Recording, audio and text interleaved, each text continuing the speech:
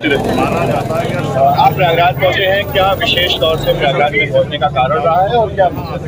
प्रयागराज के बराबर में कौशाम्बी जिले में पाल समाज की बच्ची के साथ जो अन्याय हुआ और उसमें जो पुलिसिया कार्रवाई उस पर बहुत सारे सवाल खड़े हो रहे हैं। एक पक्ष कह रहा है कि हम पीड़ित हैं, दूसरा पक्ष कह रहा है कि हम पीड़ित हैं। ब्राह्मण समाज के लोग कह रहे हैं हम पीड़ित हैं। अब ये पता जाके लगेगा मौके पे कि कौन पीड़ित है। इसलिए मैं उन परिवार से मिलने के लिए पाल समाज के आया था, लेकिन पुलिस ने मुझे यहाँ रोक लिया और मुझसे कहा कि अभी लॉ एंड ऑर्डर की सिचुएशन अच्छी नहीं है, आप कुछ देर इंतजार कर लें, उसके बाद हम आपको जाने की इजाजत दे देंगे। मैं यहाँ इंतजार कर रहा हूँ पिछले 2.5 घंटे से, लगभग अब 2.5 घंटे होने को आए। मैं यहाँ इंतजार कर रहा हूँ कि मुझे वहाँ जाने की इजाजत मिले और मैं उस परिवारों की आवाज को उठा पाऊँ, मैं जान पाऊँ सत्य क्या है। इसी तरह करछना में जो अन्याय हुआ कि एक शेड्यूल कास्ट के व्यक्ति को जला के मार दिया, उस परिवार को न्याय मिले, उस परिवार के साथ जो डर भय का माहौल खत्म हो, उसके लिए मैं यहाँ हूँ। लेकिन अभी तक पुलिस ने कोई ठोस जवाब दिया। मैं कुछ देर और इंतजार करूंगा। अगर पुलिस ने जो वादा किया है कि हम आपको जाने देंगे या परिवार से मिलाएंगे, अगर पुलिस पे खरी उतरती तो फिर मैं पूछ करूंगा,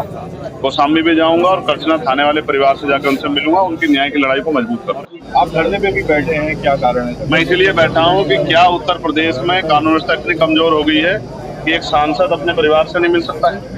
क्या हो गया उत्तर प्रदेश में? हम इलाहाबाद में, जहां पूरे उत्तर प्रदेश के लोग आते हैं न्याय मांग रहे हैं, हम तो लंबे समय से मेरठ में हाईकोर्ट की बेंच की मांग को भी उठा रहे हैं, लेकिन इलाहाबाद में इसलिए मुझे तो रोका गया। अपराधियों क्यों रोका गया? यहाँ 500-700 पुलिस लगा के क्यों रोकना चाहते हो?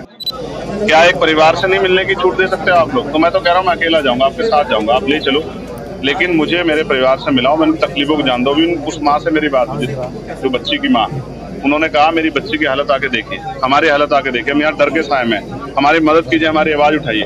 तो पुलिस मुझे क्यों रोक रही? क्या पुलिस किसी को छिपाना चाहती है? क्या पुलिस दबाव में काम कर रही है? मैं तो मानता हूँ पुलिस कभी दब नहीं सकती, लेकिन इस बात को जानना पड़ेगा सब क्या हो रहा है।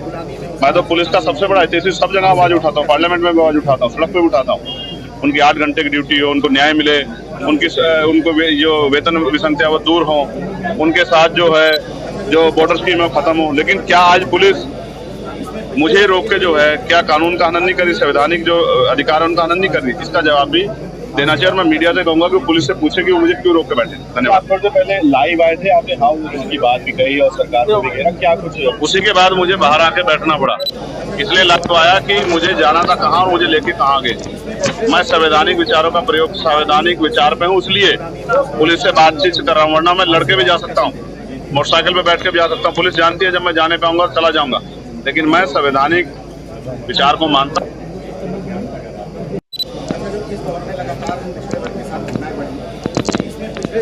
तो फिर अभी तो इलाहाबाद में आप संघर्ष देख रहे हैं, फिर आप लखनऊ में